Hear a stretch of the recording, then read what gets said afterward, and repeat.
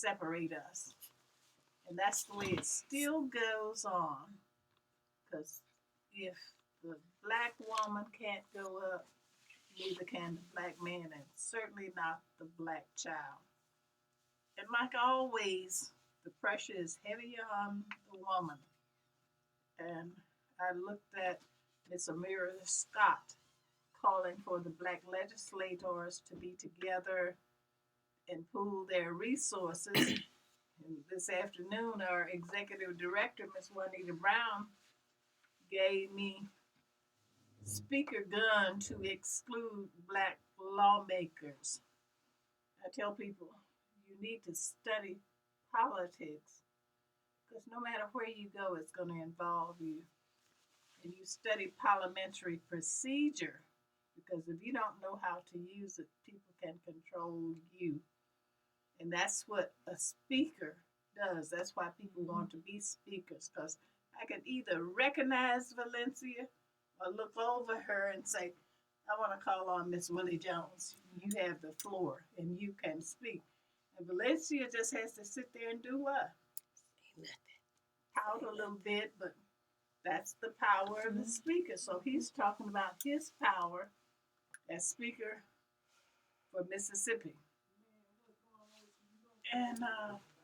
And I think also, Miss Stewart, you know, when we talk about politics and we hear people say, like as you stated all the time, that I'm not into politics. But you look at what's going on here in Mississippi and even in our legislature that affects everything we do, all the way down to the type of water we drink every day. It is so important for us to stay vigilant, to make sure that we know what the job duties and responsibilities of these various positions are, what their role, who controls what, and and in various committees, and who's chair of those committees, who directs those committees, is so very important. And we know we have, as mothers and grandmothers and husbands and business owners, we have a lot to do there every day. But we cannot shuck that responsibility any more and say we are too busy doing this, that, or the other. We have to pay attention to our democracy, and it's essential in Mississippi. When you look at Medicaid expansion, some of the topics we're going to be talking about tonight, HIV and a lot of the other bills and policies that we're going to be talking about with Representative Campbell. It is so important for each and every one of us, no matter what your sphere of career or what your status in life, you have to get engaged on what's going on in politics every single day. And you have to be as involved as Dr. Quinn, who's sitting there very patiently waiting for us to bring him on. And we're always glad to have him. Hello, Dr. Quinn. Hey, how you ladies doing today? We're doing wonderful. It's so good to hear your voice.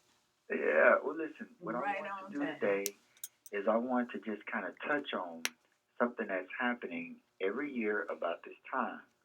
Now, the deal is, around this time every year, we're in this holiday season, and a lot of people are festive, meaning that, you know, family and friends are coming in, and people are celebrating. Maybe you got a new baby, or it's just a lot of happy things happening because this is the holiday season. But the deal is, we have to be on the lookout for our family members that we love, because some people might not have things going as well as they would like to. And there's a very high prevalence of people who have holiday or seasonal depression, meaning that, you know, they may be a little bit blue. So the deal is, what I want to do is just advise everybody in our listening audience to be on the lookout for their family and friends, and, you know, just ask them how they're doing.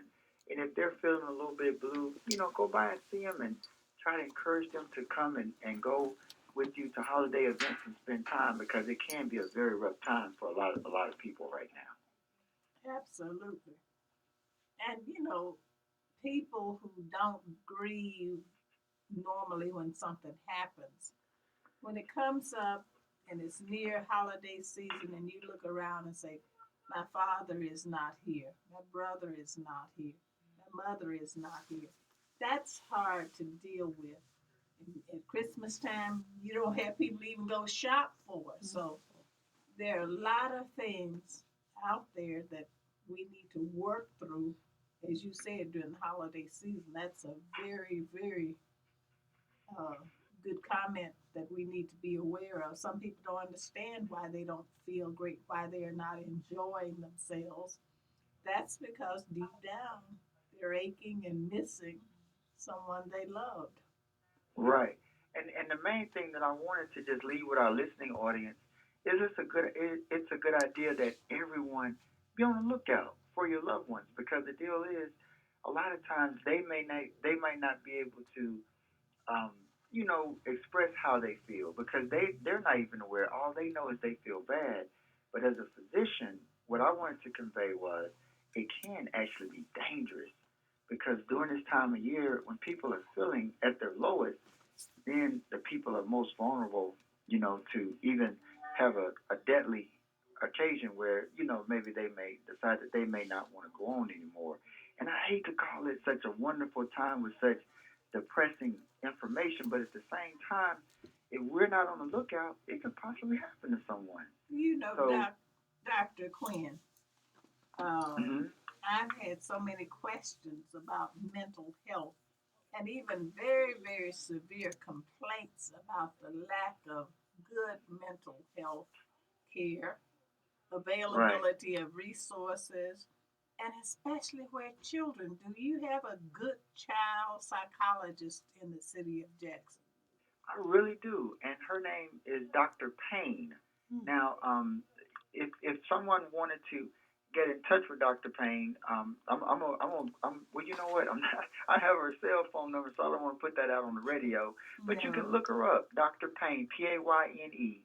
And then another lady that's really good is Dr. Dorothy McGill. She is an excellent child psychologist.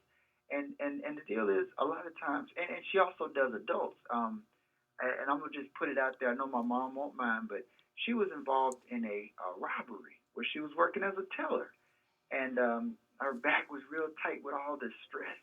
And she saw Dr. McGill, and she kind of talked her through it, and she got okay. That was a few years ago. But the deal is, what we have to realize is it's okay to seek help and let your medical provider know, let your family members know, because, like I said, sometimes these things can manifest, and the person could, take their own life. So let's just be on the lookout for family members. And if you're at the family function and you're looking around and you don't see Aunt Joe or Uncle Bobby, call and go check on them and see what's going on and go pick them up.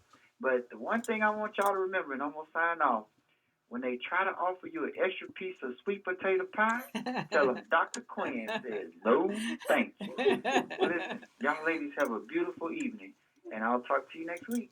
Thank you so much, Dr. Quinn. But you know Bye-bye. what? He's talking about sweet potato pie, and that's the hottest topic going on right now. Patty LaBelle and Patty LaBelle's sweet potato pie.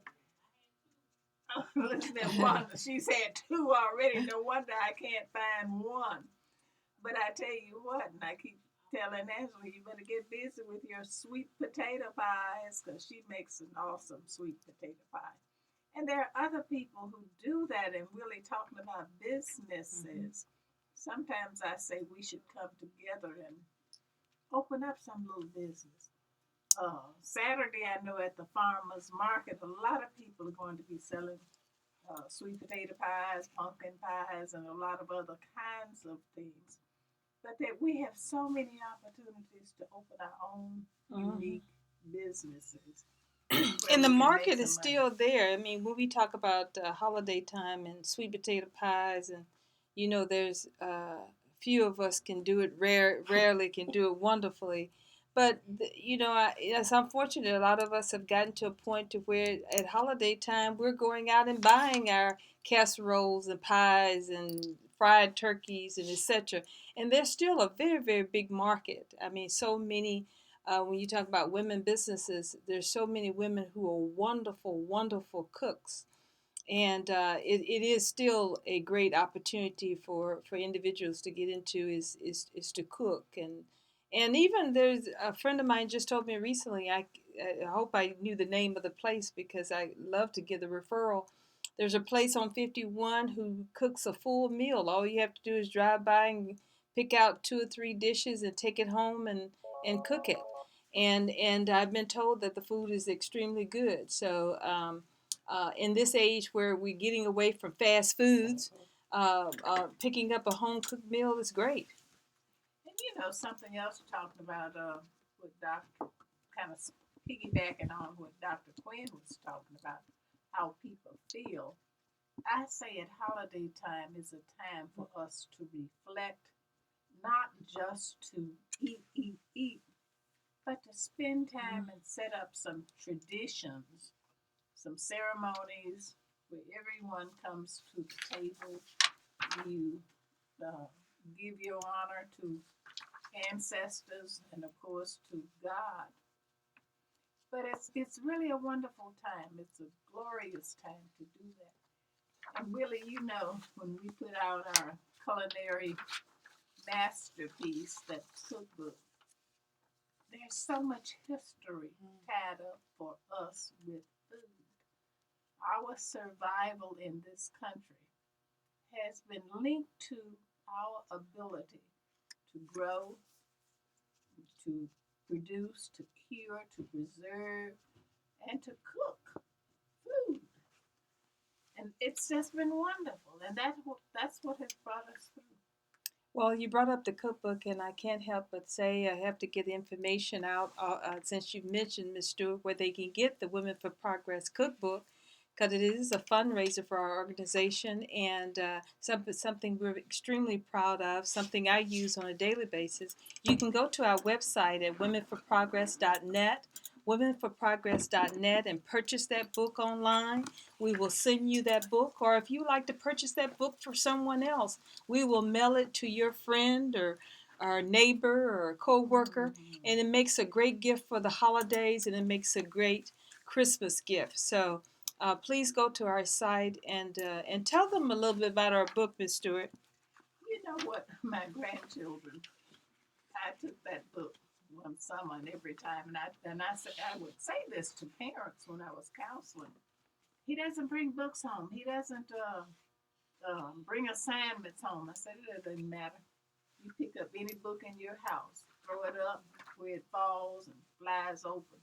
Say, okay, read this and write me a paragraph. Pick out me 10 words and make sentences with it. I did that with our cookbook. I taught my grandchildren Black history. David said, Mama, Dad, I know so much Black history because of reading the cookbook and the assignments you would give me coming from the cookbook. And that was intended, that it would be a resource where you could find out a little interesting tidbits like Harriet Tubman. What did Harriet Tubman eat while they were on the Underground Railroad? And they had to find out that she took with her the oatcakes, some dried meat, or cracklings, or whatever you want to call them.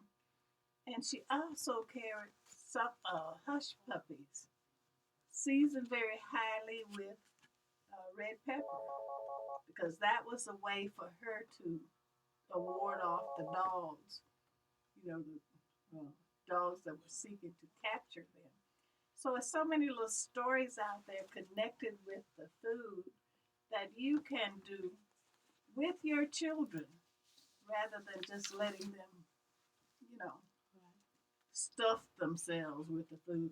Okay, why do you call that? Why is that so important? But anyway, that's it. So think about it as a celebration of tradition, of culture, because I think that's what we're missing, and that's what we're wanting to link up and be with somebody we can love in friendship and caring. Okay? What are we ready to go into now? Well, this has been a great opening session, and I'm very, very excited to see Miss Valencia Robinson in the studio with us today. We have missed her. Absolutely. But she's been busy at community service work as usual and staying very active. Miss Robinson, just to remind our audience who you are. Tell us a little bit about your organization. All right. Hi, everyone. My name is Valencia Robinson. I'm sorry I sound congested because I am.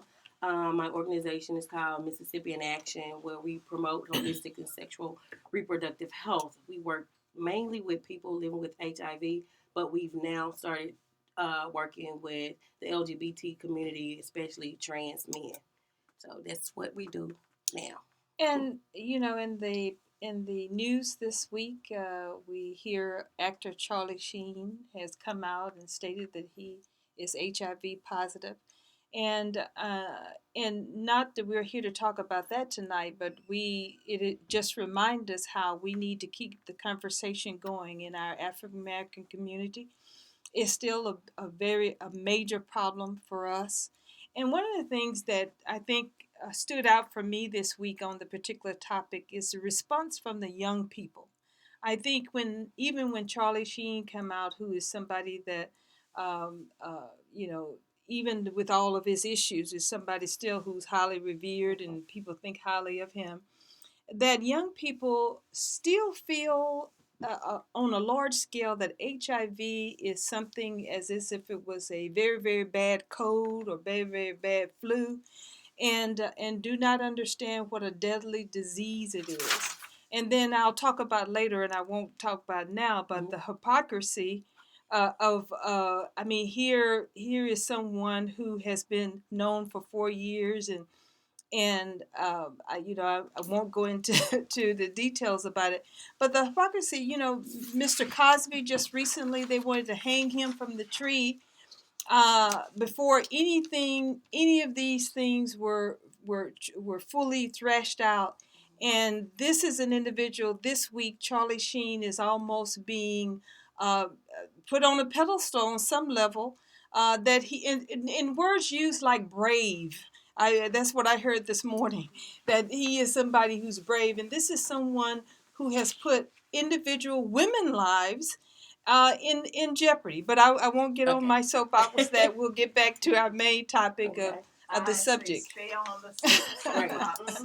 So when Charlie Sheen came out about his status, one, I don't know why he had to come out. His status is his status, and the only people he really had to have responsibilities for are the women or whoever that he was sleeping with. And that's the thing about HIV. And I know it's crazy, but you don't have to come out.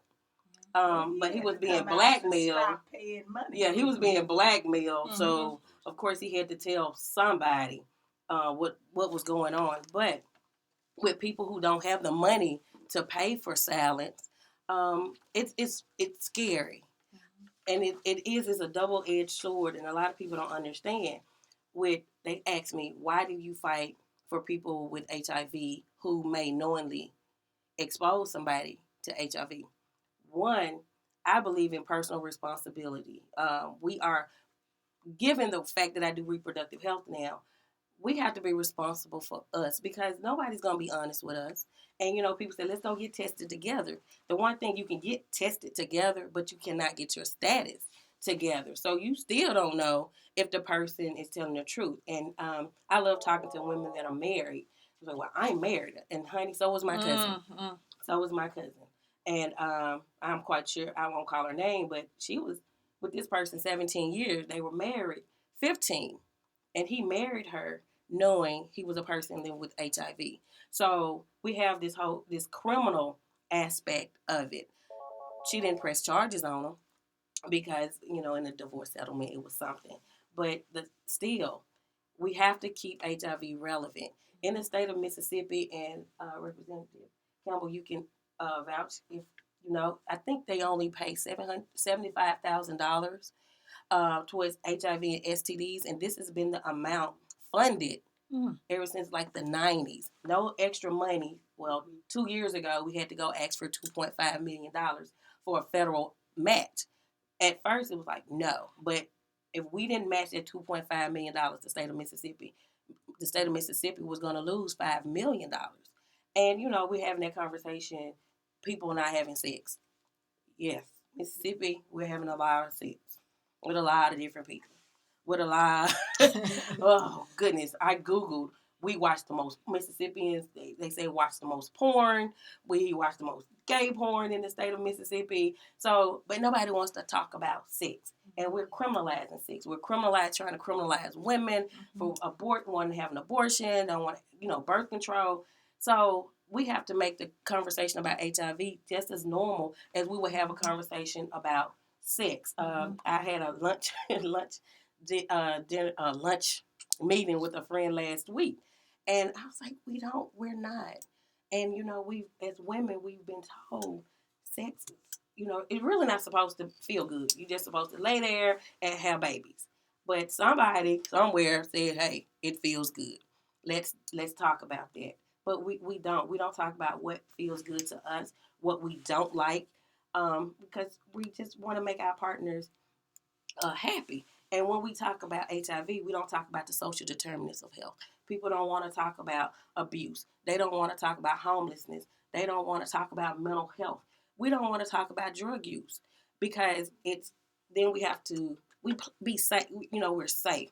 We fought for comprehensive sex education. I gave a legislator some comprehensive sex education documents, like in I think it was Wisconsin when I was with ACLU, and what we got was abstinence plus, which means absolutely nothing in the state of Mississippi. And we talk about educating our youth when we have a youth in every school district living with HIV, not because of sex. Nobody thinking about, oh, that child could have been born with HIV. I know students that have been removed from school districts out of public schools because somebody found out through no fault of their own. So we have to really, really be honest, have honest conversations, and maybe if more people talked about their status, because there's over 10,000 people living in the state of Mississippi with HIV, and to bigger states, it sounds like, oh, those are small numbers. You have that many in a city like Atlanta. But for the state of Mississippi, it's huge. And our Public Health District 5, which is Hinds County, Hinds, Rankin, Madison, I want to get it right. Hinds, Rankin, Madison, Warren. Let me get it right. Here we go. Hinds, okay, Public Health District 5, Claiborne, Capaya, Hinds, Issaquena, Madison, Rankin, Sharkey, Simpson, Warren, and Yazoo, according to Mississippi State Department of Health. So we need to have a conversation. And a lot of people come to Jackson, and they party, and they leave. So Hinds County is a hub for the virus. So we really need to start having these conversations. And we're really rural. So we have to talk about transportation. We have to talk about we only have 8 infectious disease doctors in the whole state. So now we're trying to get primary care physicians to see people with HIV, not because of HIV, but because they have other issues as well. I don't know, it's a lot. It's a lot. Because it's been on my mind ever since it happened. The little, what was it, a 4-year-old who came up with the STD? Yes. Now, what do you, like you say, having conversations and women getting honest about men who are despicable, and to go with their child, because I don't care what you say, I'm sure that 3-year-old contracted the STD from some old drunk, whatever, I'm just putting it that way, and you have a woman who will sit there and not press charges on that individual. I think that's reprehensible. What do you do in terms of children that young?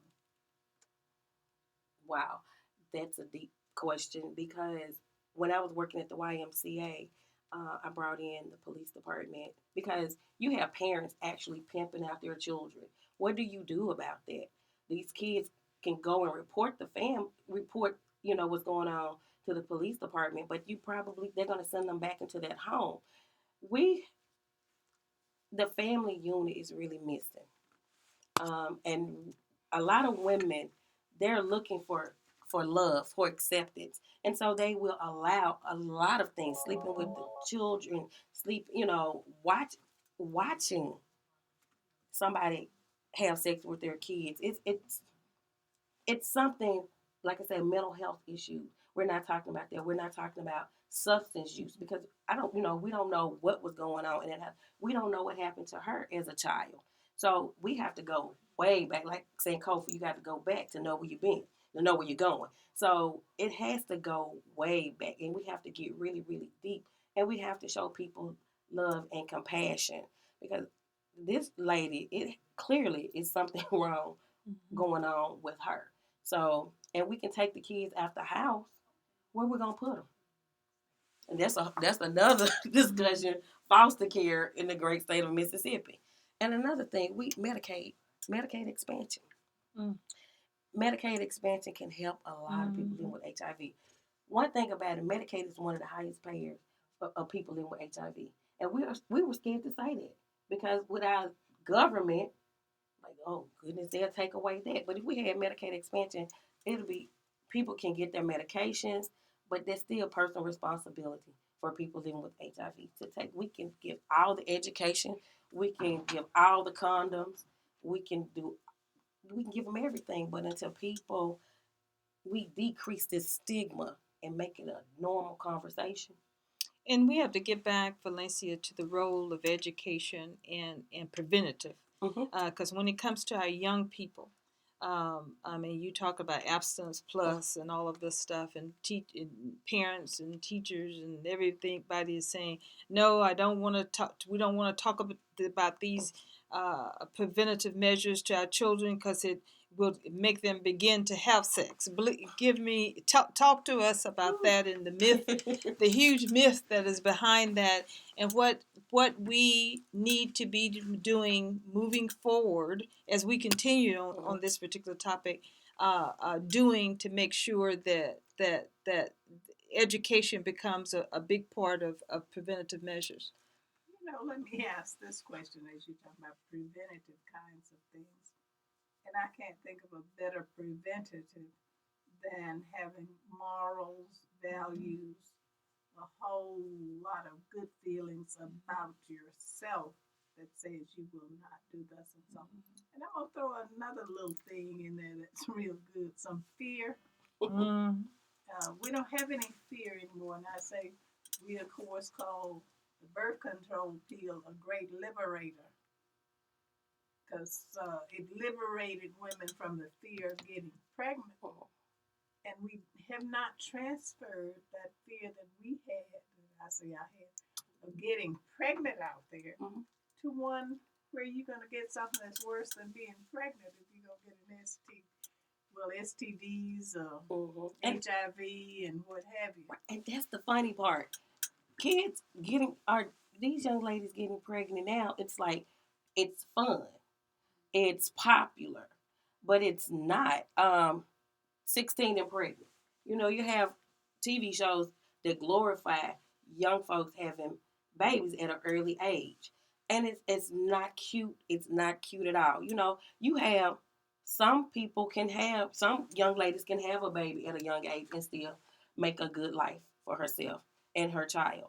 But then you have those that can't because they're kids themselves. When you have a 13-year-old that's having a baby, the mom is maybe 26 that is a pattern. And like I said, we have to go back. What is going on in this family? We can't help anymore in the community. You can't say anything to these, people's children because they're going to get upset. Don't talk to my kid. And you see them doing all kinds of stuff. And with HIV, it's teen pregnancy. For me, it's HIV. It's deeper. It's a part of a problem, a bigger problem. Poverty, lack of education, stigma, and discrimination. Like I say, mental health. I'm gonna always go back to mental health because you have to learn to love yourself. And honey, and I'm gonna sit right here in this chair and say it's only by the grace of God that I did not contract HIV because I didn't love myself. You cute, okay. I like you too. And that's all it takes. But now you have young men living with HIV that are preying on our young girls because they're, the cars, the money, they're flashing. We had an incident with somebody at Callaway. And it was a big stink, We reached out to the health department and they said it was nothing that they can do unless he actually had sex with somebody and transmitted the virus to that person, and that person will have to come and report that. And it's scary because I love working with the health department, but it's like people with HIV are what I can say without saying insensitive. They're more sheltered, I guess, and then people not living with HIV because, like I said, this guy should not be on campus. One, he shouldn't be on campus anyway because he's a grown man. So let's remove HIV from the conversation. He's a grown man on campus, preying on these young ladies. But we have to talk to these young ladies. They see, these videos are teaching our kids how to be women, and the term thought. Mm-hmm. They think that's something good. That is that hoe over there, and they think that's something. Oh, she's a thought. Oh, yes, I'm a. And no, that's not what it is to be a lady. But that's what I don't think they're not seeing positive role models anymore. They're not seeing positive images, especially with Black women. And we have to be those positive role models for our young ladies. Absolutely. You're so wonderful. And you are a young person. and I say that because I know young people listen better to a younger person. They just say, oh, you too old, and now you lecture people or whatever. Mm-hmm. But everything you said I agree with. In the situation in the school, we should do a better job of educating and motivating. But I still come back and make this plea for people to get involved with the church. Mm-hmm. That's why I've been so happy about the calling on Miss Campbell's life, because we need to see strong young women who can stand up and really motivate a whole room full of folk in the right way. Okay. So I think it's just a blessing to have that. I think we have a caller, Ms. Stewart. Welcome, caller. Thank you. I'm listening to this young person speak, and she is such a wonderful speaker. She's so enlightened. But I'm going to say this. I lay what she's talking about at the threshold of the church. If the churches were doing more in the communities, these young people would not be as out of control as they are if the churches were doing their parts, and they are not. You go into these churches and you have these mothers sitting in their corners in their fancy outfits, planning banquets. They don't plan meetings to have with the young people in the neighborhood. They don't go out and say, come, we're going to have a program where you talk about what's on your mind or what's on your heart. That's the church's job. But instead, they're sitting in planning banquets for people that have gone past that age and now are just sitting to wait to go into the graveyard. These young people need help from the church. And that's all I wanted to say. And I enjoy your program so much. Keep up the good work, young lady. You're doing a wonderful job. Thank you. Thank you. I motioned for this young lady to come in and have something to say. I can tell she's kind of getting pulled back there anyway. But Valencia, you got to back up here. I see. Oh, no, Valencia, I'm so proud of the work that Valencia has done in the community. I just want to add and piggyback off of a few things that Valencia did say, because it was so much I could have just jumped in, but I wanted to let her get all of her stuff out. You're right. One of the first issues is comprehensive sex education in the schools. As the law stands right now, we in the legislature, and I say we collectively, I voted for us to have that the school district should have been forced to have complete sex education. That is not what passed. What did pass, though, was that they left it up to the school districts, which means school districts could decide to just teach abstinence, or they could decide not to touch it at all, or they could decide to do complete STD training, sex education, and then you could opt out. You know, you can still send home the permission slips. The parents could opt out if they didn't want their children to be a part of it or what have you. So that's an issue because it is not comprehensive enough. But like she said, the bigger issue is the family structure. You know, my work with youth court, I know we heard this story about the 4-year-old with the STD that got a lot of press, but that's nothing new. I mean, and I don't say that to sound like I don't care, but I do want you to hear it in my voice of how rampant it is. I mean, in youth court, Monday through Friday, we have children that test for STDs, as young as 2 that test for STDs. We have them that have tested for HIV. We have them that have tested for full-blown AIDS. This is nothing new. This is what's going on in our community. Hinds County is one of the worst. I know everybody's going to get upset when I say that, but it is what it is. And I think some of the issue when it comes to our churches being a part of it is that you know where I'm going to go now. Because then we don't want to have to deal with gay issues. Now, let's just be real. That's where we have our problems. Because we don't want to have to really touch homosexuality and homosexuality issues. So then we have ministers that say, you know what, since I don't really want to go that deep into it, I just won't touch it at all. It's true. So it's kind of like, you know, in my opinion, we don't address domestic violence enough in the church. Right. You know, and we're sitting at the sister on the pew that we know just got beat up last night. And the preacher's still preaching and not addressing none of it. So, you know, we have issues because our churches, and Lord knows I'm not talking about all of our churches, because I've got some minister friends of mine that I love dearly, that I truly believe are on the front lines. But I do think some of us now have gotten too concerned with our image in the church. We've gotten too concerned with politics. We've gotten too concerned with, for instance, when it comes to campaigning now, and I'm talking about the black church now. I'm not talking about the others. I'm talking about in fact, you know, I always get in trouble. In fact, let me just throw this in. The others actually do better than we do. Right. That's right. First Baptist will have you up there for an HIV seminar. Okay, let's just really keep it real. But now the black churches, we start having issues. But you know, the bigger issue is that we want to be on the safe side of everybody. Yes. You know, and what I was hearing say about even when it comes to politics and campaigning, the black church, when you go back to Dr. King days and even before that, that was our refuge. That's where we went to hear what was going on in the community, to see who we should rally behind. Now, many of our black churches, they don't even want you to speak. They might at least recognize you for being in church that Sunday and that you're running for something, but they don't even want to have a forum because that, you know, that might make us go too deep with dealing with the issues in the community. And so, you know, I think we've just got some issues and we just need to wake up.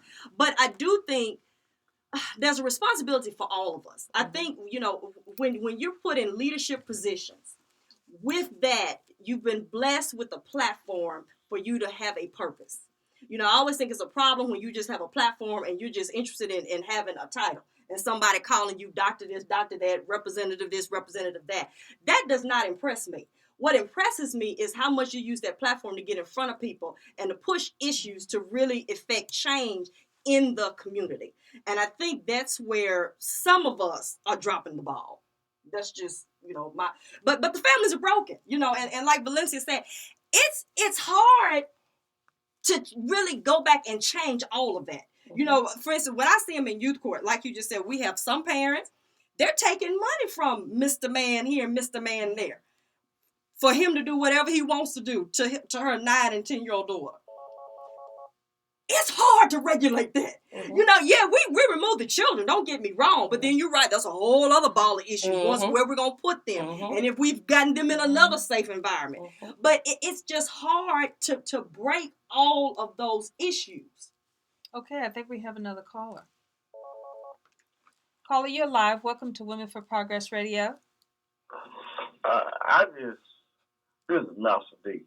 I just want to know why it is so hard for black people to pick up their Bibles, start reading their Bibles, get on the internet, start researching who they are, why they're here, why they're going through the things they're going through, and what God got to say about it. it's just a time out for people who go to church on Sunday to act like they stupid, dumb, and ignorant.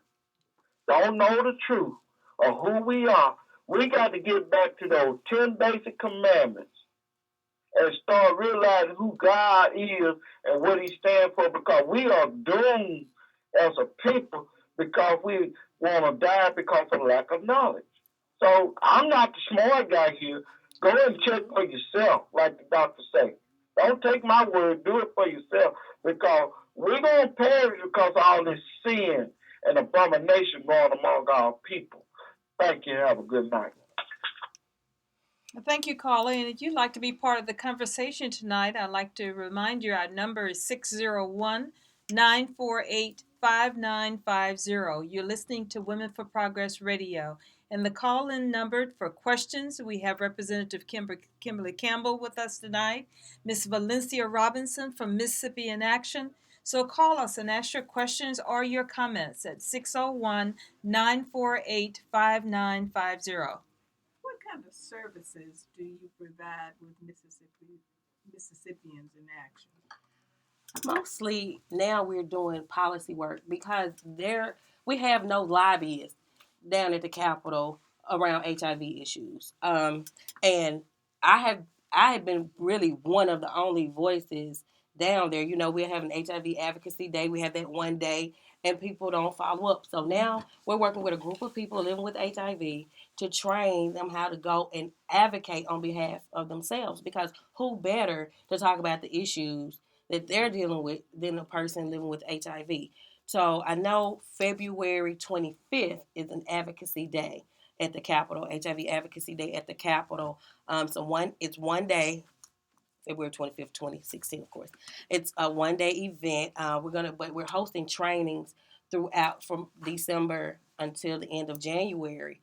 I used to be able to take people from Mississippi to D.C., and they used to meet with our federal governmental officials as well, but funding caused it to not happen anymore. But, there's nothing wrong with people on the local level. We have to have a conversation with the city, with our county officials, and even our state officials, but nobody really has sat in the city council meetings that talk about HIV. So that's what we primarily do. Of course, we still provide HIV testing, and we also provide what we call reproductive justice training. When you talk about feminism, feminism was a white woman's term. Reproductive justice were a group of women of color that came and say, hey, we have other issues beside, abortion. So we talk about the whole woman, especially the whole black woman, and how do we get the whole black woman healthy. So that's what we do. And I think, as Representative Campbell stated too in her comments, is that when we, as a community, it's our responsibility, not just the churches, but even we come together and we have the various lunches, the various, all the speakers all over the city who are wonderful. But we as we move forward, got to start talking about the real hard issues, and making it aware. And I think a lot of times what happens, and I'm speaking now, talking about what's happening with women and even these issues of HIV. And even the issues that we talked about now, a lot of times this stuff is continually going on because we are not talking about it. We're not calling it out. And when I say calling it out, I'm talking about among each other. And saying, sister, this ain't right. And, and a lot of times we are afraid because we don't know if somebody's going to go off on us or not, or pull a gun on us or whatever. But we have got to get back to that and put some norms to this thing, because otherwise there's not going to be an end to it. It's not. And, and I remember I made a post on Facebook. People ask, how are you? We're good to say, we're fine, we're okay, but we're not. Do you think people really want, girl, let me tell you what happened to me?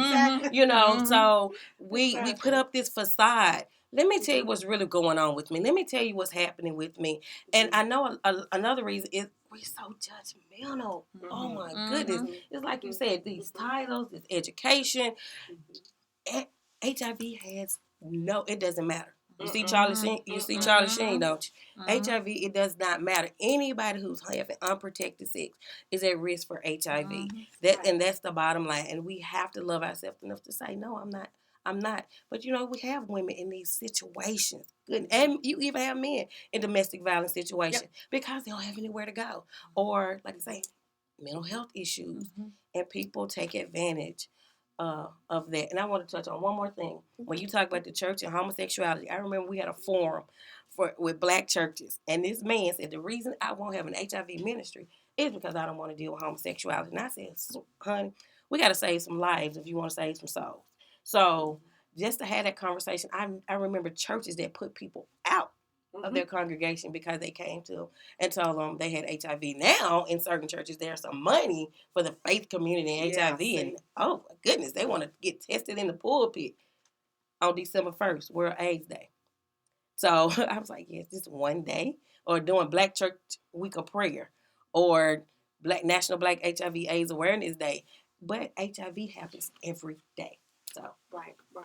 And I still want to get back, Valencia, to some realities and some practical things, because these are great conversations for us to have. And one of the things I was listening on NPR today, and they talk about who needs to get tested. Mhm. And people say, well, like you stated, married people say, oh, I don't need to be tested because I've been married to my husband 50 years. And Or the senior citizens, yes, which is a growing yes, number. yes, The yes, Viagra is Yes, it's a a growing beast. number Yes. of Beast. and one of the things that was stated today by an expert, and I thought was, he said everybody needs to get tested. If you've ever had a sexual encounter with someone, it doesn't matter what you're doing now. That everybody just needs to get tested. Everybody. And you want to touch it because just imagine being married and you get sick or you go get tested and you find out you don't know who we marry. We don't know who we dating a lot of the times. And this whole all these down low men been sleeping with men forever. This is nothing new. But the virus, it's really nothing. To me, it's really not new. It's just a different term. It's people been getting sick and dying a lot, but we want to talk about heroin uses increasing in Mississippi. So people are using needles. They're using using injection drugs now. So that conversation, these tattoo parties these young folks go to, these piercing parties these young folks are going to, these sex parties these young folks are having. So it's oh goodness, it's so much, and this is a whole conversation that we should have, like I say, on a constant basis. I know my family used to hate to see me come. Oh, she's gonna talk about HIV. Yeah, and they used to always ask, "Is there something you want to tell us?" Like, no. Is there something you want to tell me? I know my status. Here it is. What's yours? So yeah, everybody who's had unprotected sex with a different partner should get tested. So. And Valencia, I keep hearing, I guess, saying that Jackson and this area for middle-aged women and what have you, the numbers are great. Do you have any numbers that might shock us into reality? Well, you know what?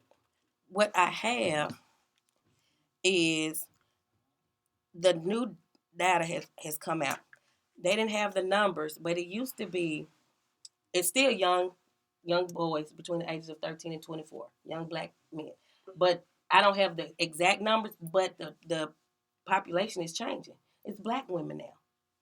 And see, once they pit black women against black gay men with funding. So black gay men, that's written in the National AIDS Strategy. But now they talk about gender, women, and domestic violence. So I don't have the exact numbers, but the growing population is still 13 to 24-year-old black males, black women, and white gay men. So this is right. These are the new numbers for the state of Mississippi. So the conversation with women, we're gonna have to start having some hard conversations. We're gonna, I talked to a young lady. She said, if my mother would have told me she was a teen mother, I wouldn't have been pregnant. Because the mothers are not talking to the daughters about their experiences. We have mothers that had been molested, had been raped, but they don't talk about that, to their daughters. And when we talk about sex, we don't let anybody, my grandma said, don't let anybody get in your pocketbook. What is a pocketbook? So I don't want you to get in my purse, So we have to have those. This is your vagina, and then I love my icebreakers. I use the medical terms, and then what you call it in the streets. And honey, to hear these young folks talk about what they call their private parts, you would just drop your head. Oh my gosh. I can, yeah. I Yeah. can imagine. Mm-hmm. Yeah. You drop your head. Okay, I want to remind the audience, if you want to have a question regarding our topic tonight, please give us a call at 601-948-5950, 601-948-5950. Well, Valencia, how are we as women doing in the state of Mississippi at reducing the numbers, at educating ourselves about even making sure that we protect if we're going to be active, to protect ourselves every single time and not sometime, and also to be aware that there's going to be men out there who are not going to be informing you on what their status is. Yeah, we have to have those difficult conversations. When you meet somebody, ask for your credit score and your HIV status, and there's nothing wrong with that. It may run somebody off, but that's what you need. We have to be more proactive with our sexual health. And condoms, fine. And I wanted to touch on PrEP, pre-exposure prophylaxis. My Open Arms Wellness Center, they have that, and it's a Truvada. It's a pill you take every day. It's like a birth control pill, but for HIV. You take that pill every day, and it's like this scored in couples, one that's positive, one that's negative. And it should reduce the transmission from the positive person to the negative person. And so we have that clinic, and it's the only clinic here that does this in the whole state of Mississippi, and it's located on Woodrow Wilson. So, but also regarding that, I want to add too is we're talking about a pill. Mm-hmm. So that means if you don't take it, it's not as effective. Right. Just like birth control Just pill. like birth if you don't control. take the pill, it's not effective. Exactly. Right. So you people have to shouldn't take say, it. I'm going to run right out and way. get this pill, Mm-hmm. and I'm not going to worry about it. Right. No, that's not. It's You have to take it consistently. There was, people were thinking, well, what if a person contracts HIV? Would the pill work? How will it? With that pill work? Do we have to find another pill? But so far, it's been working. They have trials for people here in Mississippi, and it's really been working. It has been. People have not been contracting the virus. It's like you go out tonight, I might have unprotected sex tonight. I'm going to take this pill. So, but it has to, it's like any other medication. Right. It has to get in your body. Mm-hmm. It has to build a resistance. Mm-hmm. So it's not that simple. Like I said, but Open Arms Wellness Clinic, they will give you all the information that you would need on it and about the pill. It's expensive. I'm not going to tell you a story. It's like $300. But insurance pays for it, and then they have a sliding fee at Open Arms Clinic. And what are some of the policies that you all are working on for the 2016 year that we need to look out for? We're trying to remove saliva as a weapon. People. We tried that last session. Yes, and it died. But we're gonna get out of it. Right. So we're gonna continue because saliva is not a fluid where HIV is highly concentrated in. And by somebody living with HIV to spit on a law enforcement agent person, that's a felony. Yes, yeah, that's a felony. Let me add on just some advice on that, because I remember, in fact, a good friend of mine at the time was working with the health department, and he was really, in fact, he's with a big AIDS group in Atlanta now, Antonio Williams, church member of mine, very good friend. But I remember the other issue is that you did not have the Department of Health backing you. Mm-hmm. And that's just like with any other piece of legislation. Anything that deals with something out of a particular agency, if that agency does not rubber stamp it, it's not going to go anywhere. This is already an issue that is not a hot topic issue. I mean, we as African Americans don't even want it as a hot button issue. So, if you're not even in our community, you definitely don't want to deal with it in the Bible Belt. And we have a very extreme Tea Party regime that's about to come into the legislature. So just having said all of that, though, without the Department of Health actually agreeing with that, because you're right, I remember we had some hearings and information was coming that, yes, but then they countered and said, well, in some slight rare situations, the saliva, if it got into an open sore, it could possibly maybe pass on it. Well, see, when you say that, then immediately only thing that everybody else has heard is it's still a possibility. It can still, you can still contract the AIDS virus. So until you really get all the players, your medical community back in that health department really standing with you, I'm just letting you know. Yeah, I know. I know what you're going to be doing. Well, the health department has some documentation now. Okay. We have something to pass on. So hopefully that'll work, because I don't know what the health department lobbyist is doing, and it's not the topic for this discussion. Well, this year, in 2015, earlier this year, we had the Women in the Halls that parents, Planned Parenthood put on. And I was surprised that it was not as well attended as we wanted to do. And I want to push that. When you hear, we're going to be putting the dates out and shout out for them to do that again this year and how important that is. Representative Campbell, I'm sure you're going to be working on a lot of policy issues that you want us to be at the table for in 2016. You want to talk to us about some of those things that you're thinking about? I'll be honest with you. What I've mostly been thinking about is honestly how we're going to survive this next session. And I'm going to be real honest, because we've actually lost the number of women that we've had in the House. We have fewer women. Put it in a snapshot. In the House of Representatives in 2016, there will now be fewer women. There will be fewer Democrats. And just about all of your more moderate old school Republicans who really didn't have racial issues and were just about big business, they pretty much all got replaced with the extreme Tea Party Republicans. So that's what we're dealing with. The other issue, and I don't think we know for sure, because we still had 2 seats that were being contested, but we're trying to see now if they're going to have what we call a supermajority. And somebody called me, I think last week, and said, well, what does that mean? When I've been hearing them say, what difference does that make? Well, look at it like this. The last term is when we lost control of the House of Representatives, which means that's when we had more Republican members than Democrats for the first time in a gazillion years. But they did not have the supermajority. So what that meant then is that we Democrats still had power when it came to 3/5 votes and 2/3 votes. And those are what you need on your bigger bills, especially your revenue bills, your money bills, your bond bills. So in other words, we could hold up the important stuff sometimes if we stood together, but that's a whole other discussion for another day. Right.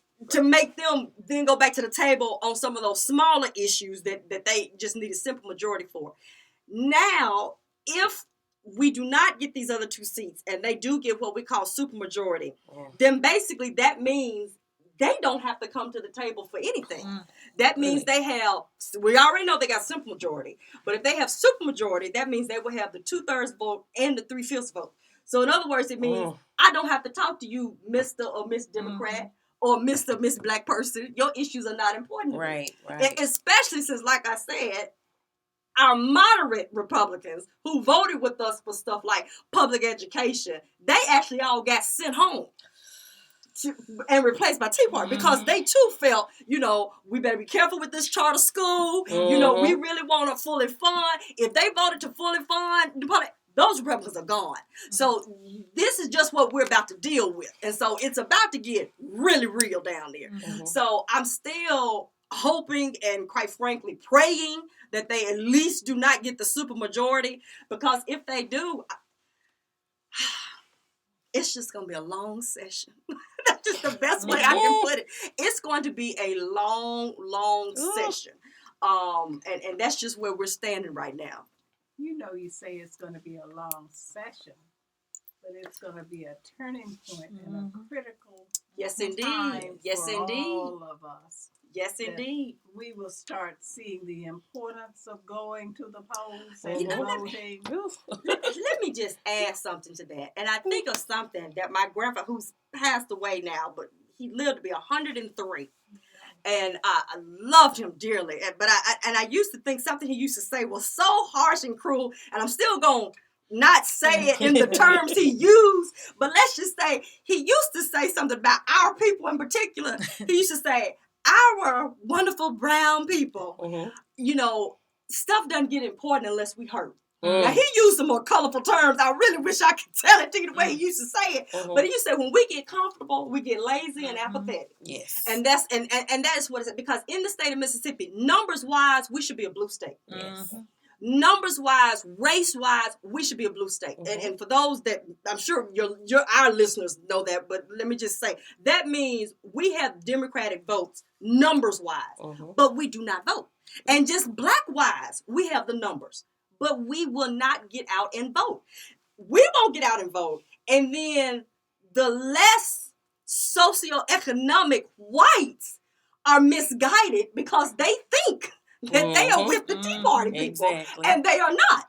You know, it's almost comical sometimes, because sometimes when we're fighting, like we said, for Medicaid expansion and so forth, I sometimes want to tell our lower income white brethren, I'm fighting for this for you. Right. By the grace of God, I won't need Medicaid. You know, and I'm not trying to be conceited. I'm not putting myself, but just by the grace of God, I could be with the other side if I wanted to be. I work.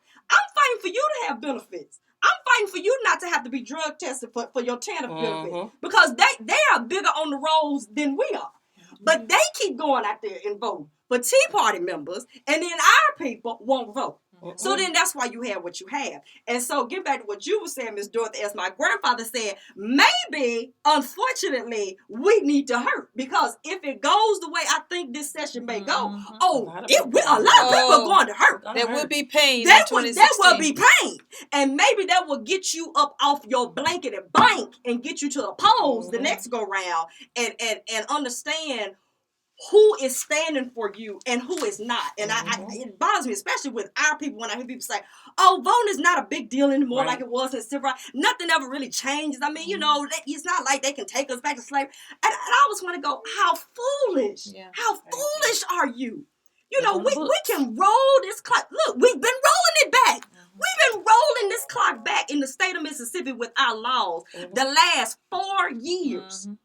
You know, I said, so don't sleep. But, you know, apparently, as in this last election, that's falling on deaf ears. So, like I just said, if this session goes the way I think it may go, maybe that'll wake everybody up. But also, we can't wait until the next time we got an opportunity to get to the polls. We got to get to the tables. We got to get to the tables. In 2016, get to the tables, and pick up the telephones, get our pen and paper. That's right. Writing into our councilman. We got to put a check on everybody. When you see stuff going wrong, you're driving down the street and you see stuff going on. That's right. We have to be present. I think we have another caller. Caller, you're live. Welcome to Women for Progress Radio. Yes, I would like to join in on the conversation. Okay, the speaker gone. How y'all gonna deal with him? I mean, I heard you talking about that. He when this lady was speaking and he called another lady and he was speaking for the total Mississippi. I mean, how do y'all deal with a person like that? I'm sorry. I'm trying to understand exactly. Help me understand a little bit more exactly. How do you mean how we're going to deal with him? Like, I mean, we see these Republican, guys, how they carrying on, and especially, Governor Bryan. And when you got to speak of the House, I'm just wondering how do y'all deal with folks like that? Well, that gets back to some of the stuff I was saying earlier. With them having the numbers, the speaker would definitely be Republican again. And so far, from what I've heard, they're going to let Phil be the speaker again. They've made the decision. We don't have the numbers to shake that up in any type of way. So having said that then, and also what I'm hearing, let me add on to that. The last 4 years, Speaker Gunn did have some of us in chairman. Well, I think only 1 or 2 of us in chairmanship roles, but several of us did have vice chairmanship roles. I am hearing that since, again, the Tea Party extreme group is coming in so strong that they're even rallying that none of us even have vice chairmanship roles or even subcommittee chair roles. So, as I just said, it's a new day. It really is a new day. The only thing that you have left is, of course, all of us will still make our eloquent arguments, when we're against something. But I tell people all the time, it's about the votes. It's about who people send down there.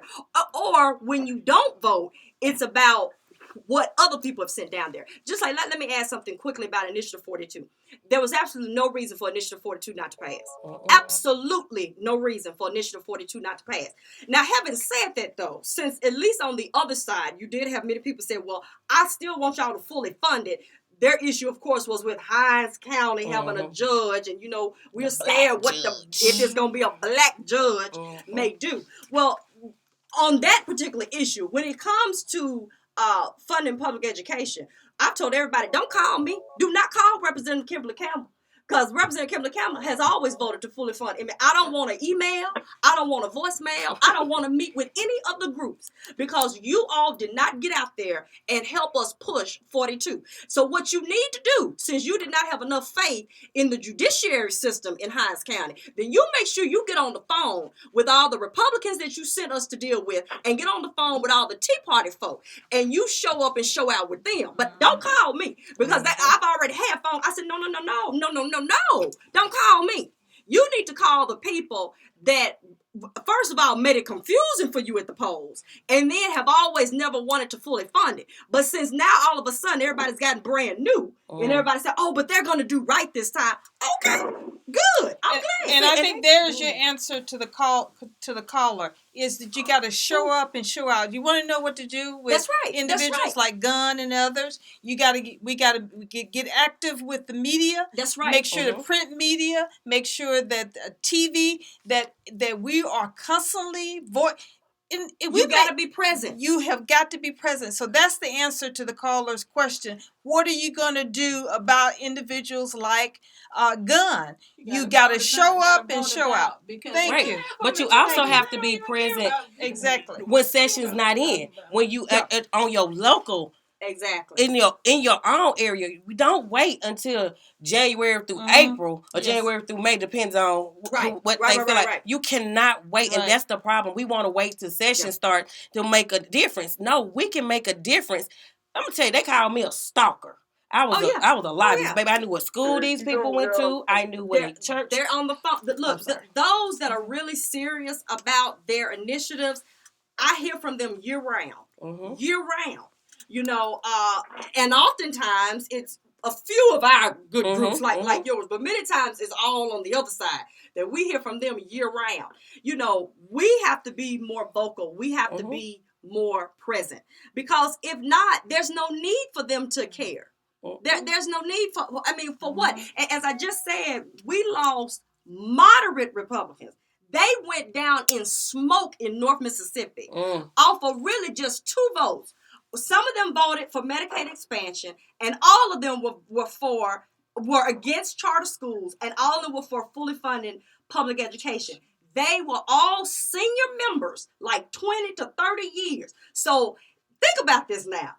They were willing to get rid of all that seniority in an entire area of the state to bring in all brand new extreme. So I keep bringing it up to let you know where the power is. And unless we mobilize, and that's why I keep going back to the issue of numbers-wise, they shouldn't even be down there at the Capitol.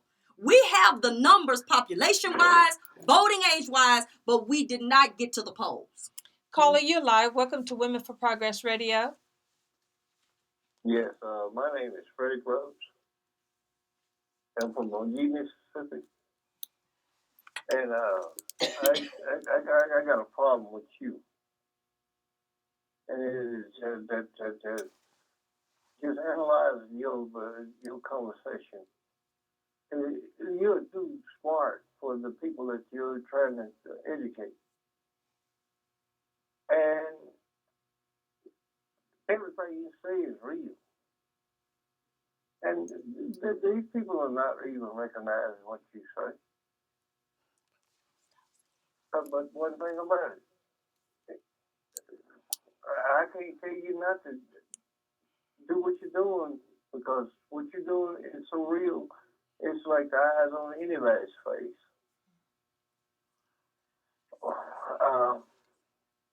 All I can say to you is slow yourself down. People ain't recognizing you. You're so smart. You're too smart for the world. But what you're doing is so real, it ain't funny. Hey. You know, we keep don't doing what want you're doing. her. Keep doing what you're doing. Absolutely. We encourage both these young women, all three of them, all four of them, to continue to do what they are doing. And we must let it be known that we stand with them and for them. Yes. And we're going to keep pushing, we're going to keep helping, and we're going to keep standing there, because if we don't, it's going to be disastrous. Right. There will be even generations to come. Even worse. And I think a lot of times when we are passionate, like we are tonight, because it's becoming it's becoming really real for us. No matter what got us here, I think people say, "Oh, they're so passionate and they're hyped about this, they're hyped about this." We need to understand, and I say we. It is a sense of urgency, and we need to move with a sense of urgency in 2016. Starting now, we need to move. So I'm glad we're having these conversations tonight. As Ms. Stewart stated, we're going to continue to have these conversations. We're going to urge others to have these conversations. But we're not just going to have conversations. We're going to be at the table. We're going to be doing what we need to do. And as Representative Campbell talked about what's going on right now and what's going to happen in 2016, there was a plan there.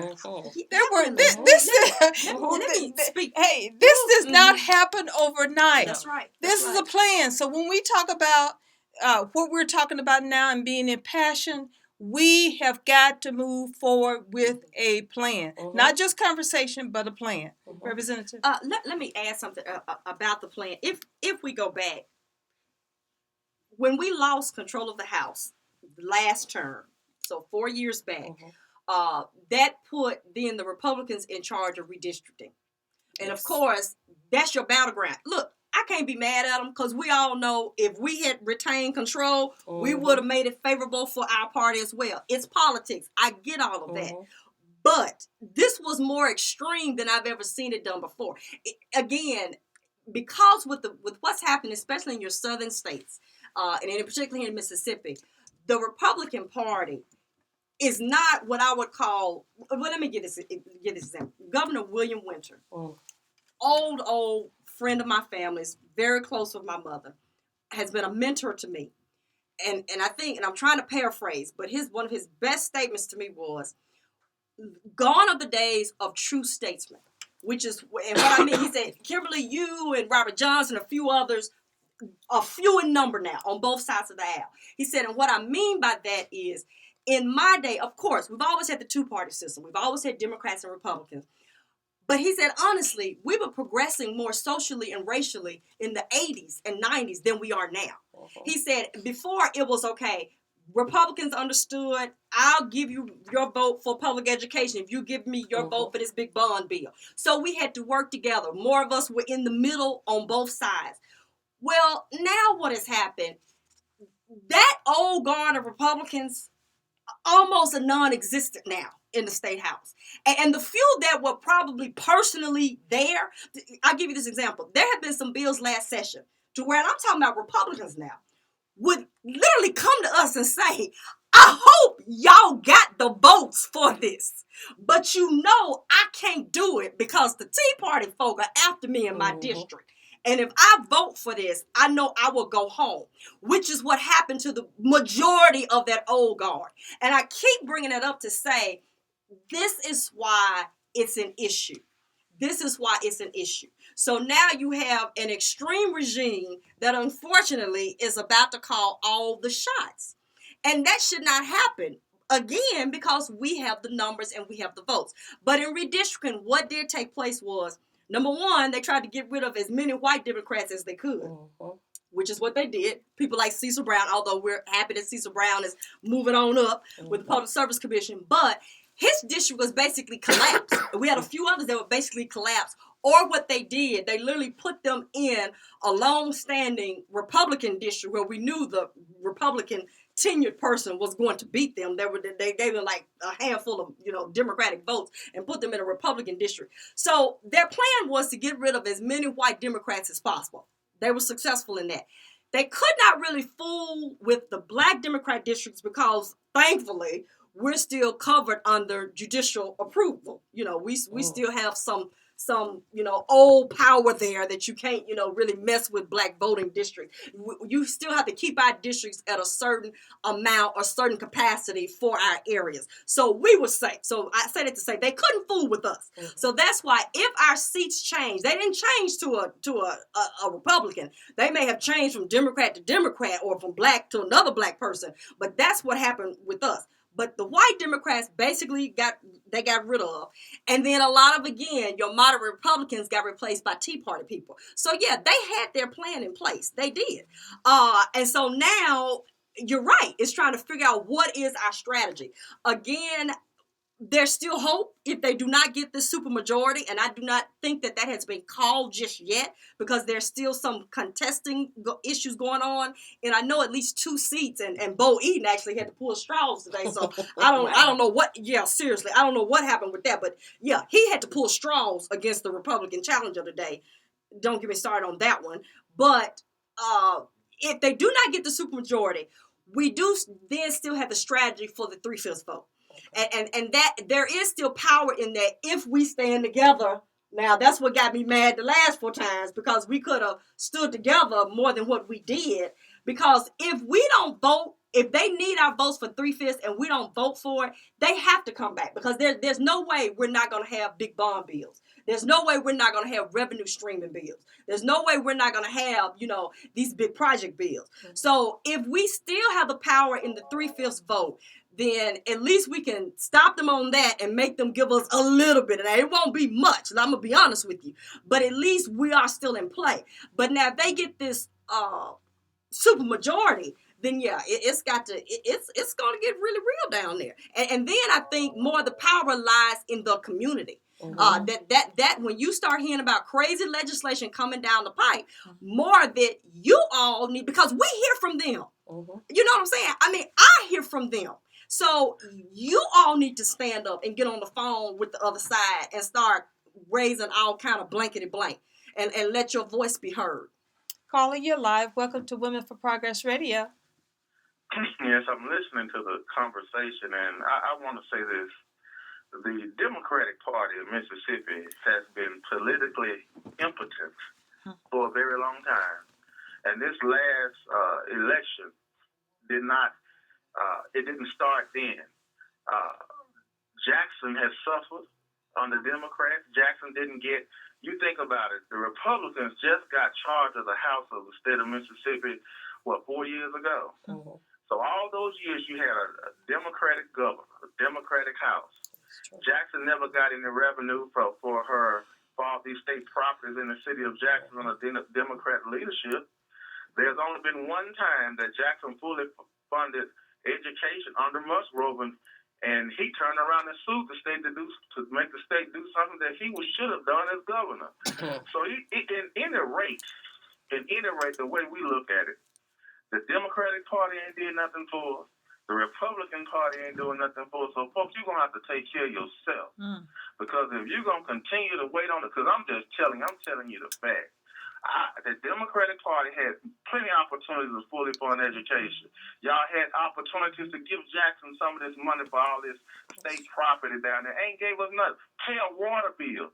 And the Democratic Party didn't do it. So I hear what y'all saying, vote Democrat, but the Democratic Party is impotent. Y'all have a good evening. Let me address that quickly.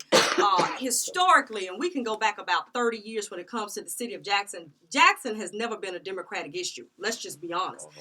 Jackson has been a city and rural issue. Historically, about 30 years, there have been arguments on the floor that the rural areas hate Jackson. Even when Jackson had white leadership, they hated Jackson. So that was never a Democrat. I mean, you had the Democrats from the rural areas that were never going to vote for anything for Jackson. Now, you did get a little bit more when the leadership, and I put quote unquote, the mayor and council looked a little bit more like them. They got a few more perks. But let's just be honest, that was a rural and a city issue.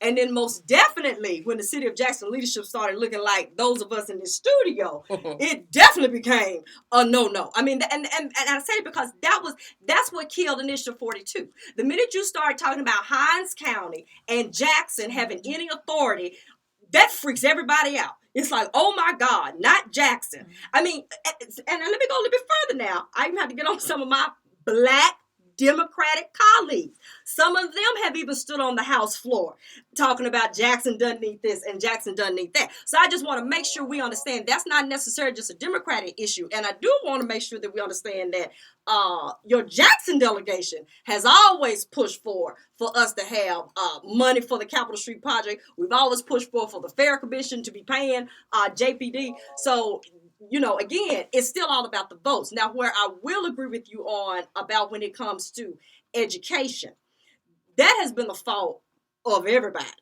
Yeah, well, I'm not going to take no blame for it because I voted for it every time. But you're right. You did have members that did not always vote to fully fund it. They always felt other things were more important. I'll give you another quick example. Last year, we appropriated, of course, money to all the state institutions. Valley State just needed besides what we were already going to give, they just needed an additional $7 million. Now, $7 million to us is like a penny, okay, to our state budget. Just $7 million because they still had students in FEMA-like trailers where now health hazards because they've been in them too long. They still had classrooms where it's literally raining in them. And they just asked for $7 million last session, and they were going to come back for $7 million this session for new dorms. Mississippi State and Ole Miss, I got to give them their credit. And yeah, all transparency, yeah, my undergrad is Mississippi State, my law degree is Ole Miss. But I'm going to give them to their credit. Their lobbyists and their institutions came to the table and said, look, we'll even take a small cut for you to make sure Valley gets $7 million. Now, these were the institutions that were with us for it. But when we got to the vote, the majority of the folk looked at us and said, that's not important. Even though the other institutions said, we're fine with Valley getting an extra $7 million. It's just $7 million, and especially for what the need is.